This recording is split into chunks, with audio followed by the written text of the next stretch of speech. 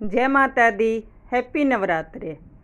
आज मैं आप लोग के साथ शेयर कर रही हूँ कि हम वर्किंग लेडीज़ कैसे कलश स्थापना करें, कैसे दुर्गा माँ का पूजा करें और किस कैसे टाइम मैनेजमेंट करें कि पूजा भी हो जाए और ऑफिस भी ना छूटे, मतलब घर का काम भी हो जाए आराम से और पूजा में कोई कमी ना रहे, क्योंकि साल भर का त्यौहार होता है। माता रानी आती हैं तो जितना सही से हो जाए उतना अच्छा है। तो ये मैं पहले नवरात्रे का वीडियो आप लोग के साथ शेयर कर रही हूँ, कैसे मैंने किया था। एक दिन पहले मैं बता चुकी हूँ कि ये सारी तैयारी में चौकी वगैरह लगाना ये मैं पहले ही एक दिन रात में ही कर लेती हूँ और कल हो कि ताकि और भी आराम मिले। लेकिन फिर भी बता दूँ, मैं जिस विधि विधान से करती हूँ पूजा, तो उसमें मुझे कम से कम खासकर पहले दिन तो मुझे 3 से 4 घंटे चाहिए ही चाहिए। तो कहाँ से निकालती हूँ मैं ये 3-4 घंटे, तो वो मैं आप लोग को बता देती हूँ। कुछ नहीं करती हूँ, मेरे भी 2 ही हाथ हैं, तो और टाइम भी वही 24 घंटा है। काम भी नहीं छोड़ना है ऑफ़िस का, और आजकल तो यूट्यूब पे काम कर रही हूँ तो पता ही है कि उसमें भी टाइम देना पड़ता है। तो कहाँ से टाइम इतना मैं निकाली हूँ। तो बस एक ही तरीका है मेरा, अगर जब भी कुछ एक्स्ट्रा काम होता है, अगर कोई गेस्ट आए तो भी छुट्टी मैं बहुत कम लेती हूँ। ये मेरा आगे बढ़ने का एक अगर सिद्धांत एक लाइन में पूछेंगे तो मैं काम से छुट्टी बहुत कम ली हूँ लाइफ में। काम के प्रति मैं बहुत ज़्यादा वफ़ादार रही हूँ, इसलिए भगवान भी मेरे ऊपर बहुत कृपा किए हैं। तो ये एक मूल मंत्र है आगे बढ़ने का, कि मैं बहाना नहीं ढूँढती हूँ कि आज पूजा है, आज या घर में गेस्ट है या कोई है तो भाई काम नहीं करना है। तो उम्मीद करती हूँ आप लोग भी इस चीज़ को समझेंगे कि हम वर्किंग लेडीज़ हैं तो क्या हुआ, हमें भी मतलब पूजा पाठ तो करना ही चाहिए।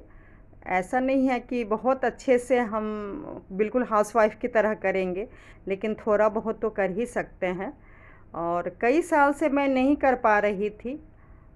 जैसे कि आप लोग को पता है कि मैं माँ नहीं बन रही थी कई साल से, तो मुझे ये लग रहा था कि अगर मैं बीच में, मतलब मैं तो 15-16 साल से मेरा ट्रीटमेंट चल रहा था, तो कभी भी मैं कंसीव कर जाऊंगी तो इतना तो मैं अकेले नहीं कर पाऊंगी, यही एक मेन डर था।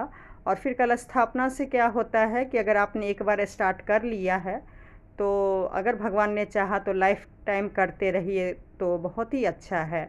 तो जिस वजह से मैं स्टार्ट नहीं कर पा रही थी, लेकिन कुछ ऐसा हुआ कि मुझे भी करना पड़ा। वो मैं आगे के और भी वीडियो में बताऊंगी। अभी पहले दिन मैं क्या शिकायत आप लोग से करूं, लेकिन हाँ, कुछ ऐसा हुआ था जिसके कारण मैं भी खुद अपने घर में स्थापित करना स्टार्ट कर दी। और माता रानी का कृपा रहा कि मैं बहुत जल्द उसके कल स्थापना के कुछ साल बाद ही मैं माँ बन पाई। तो ज़रूर करना चाहिए, मेरी मन में बहुत था, क्योंकि जिस विधि विधान से मैं बचपन से देखती आ रही हूँ कैसे माता रानी का पूजा होता है मेरे घर में या जो भी गांव में, तो मैं भी उस तरीके से ही करना चाहती थी। लेकिन मेरे ससुराल में ऐसा कुछ नहीं होता था, मतलब होता तो था लेकिन बहुत ही सिंपल तरीके से। तो मेरा मन था कि मैं जो, मतलब होता है ना, एक आँख में देख लिया हो तो मन करता है कि उस हिसाब से ही करना चाहिए। तो मैं भी उस हिसाब से ही शुरू की थी। 3 साल 4 साल तो पंडित जी से करवाई थी, लेकिन अब छोटी बेटी भी है और मुझे टाइम से ऑफिस का भी काम, यूट्यूब का भी काम करना है। तो पंडित जी को अगर बुलाऊंगी तो आप लोग को पता है कि वो तो अपने टाइम से ही आते हैं, 10 बजे 11 बजे जो भी है, तब तक तो फिर बहुत लेट हो जाएगा। तो मैं क्या करती हूँ, खासकर पहले दिन, मतलब जो भी है, मतलब 3-4 घंटे लग जाते हैं तो बस खाना न, हाँ बोल रही थी, खाना नहीं बनाती हूँ क्योंकि सबका फास्ट होता है तो वो टाइम बच जाता है। और अच्छे से पहले दिन, क्योंकि बहुत टाइम लगता है और सभी को फल ही खाना होता है, इस वजह से पूजा में कोई कंजूसी नहीं करती हूँ, पूरा अच्छे से टाइम देती हूँ। और जो भी आता है थोड़ा बहुत कोशिश करती हूँ माता रानी को उस हिसाब से ही स्वागत करूँ जैसे एक हाउसवाइफ कर सकती हैं, और उस तरीके से ही करने की कोशिश भी की हूँ। और आप लोग को बता दूँ कि सच में कलश स्थापना से घर में सच में इस तरीके से अगर पूजा करते हैं तो घर में सुख शांति और संतान की प्राप्ति तो होती ही है। कवच में भी आपने पढ़ा होगा, उसमें भी लिखा हुआ है कि अगर आप 5 साल लगातार कलश स्थापना घर में करती हैं तो आपको संतान की प्राप्ति होगी। और यकीन मानिएगा, मेरे तो 5 साल भी नहीं हुए थे, तीन साल ही मुझे हुए थे कलश स्थापना किए हुए, और मुझे संतान की प्राप्ति सच में हुआ है।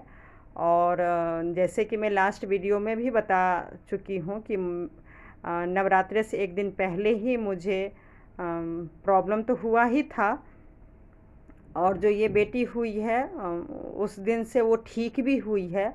और आप यकीन करेंगे, पंडित जी तो जानते हैं कितना विधि विधान से पूरा पूजा करवाते हैं, और मैं इसी तरीके से 9-10 दिन पूरा ही पूजा की थी।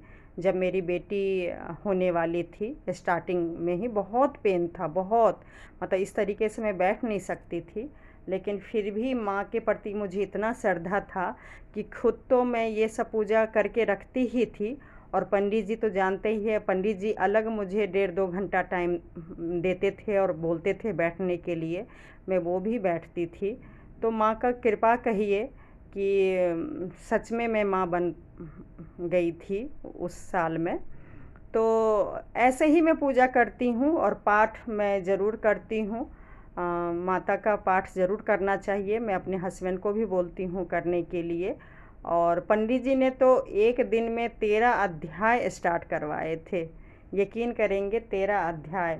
तो मेरे मन में थोड़ा सा खटक जाता है, जो चीज़ शुरू करती हूँ वो चीज़ मैं करती हूँ। तो 3 साल आप यकीन करेंगे मैं और हस्बैंड जी दोनों डेली के डेली 13 अध्याय करते थे। ये बहुत चुनौती वाली चीज़ था कि फ़ास्ट कर रहे हैं।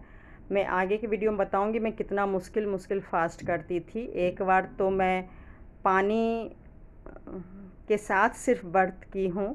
सोचिए, मैं अपनी माता रानी को अपनी ज़िंदगी ही दे दी थी, वही मेरी ज़िंदगी देने वाली हैं, तो मैं उन्हीं को अर्पण कर दी थी।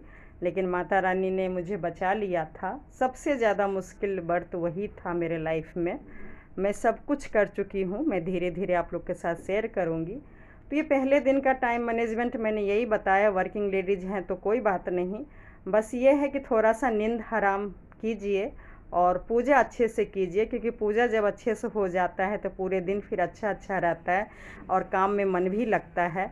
और मैं बार बार हर वीडियो में ही बोलूँगी, बहुत वीडियो में बोलूँगी कि इस तरीके से पूजा पाठ और भगवान पे श्रद्धा रखते हुए काम कीजिए, और सच में बहुत सफलता मिलती है, बहुत ज़्यादा।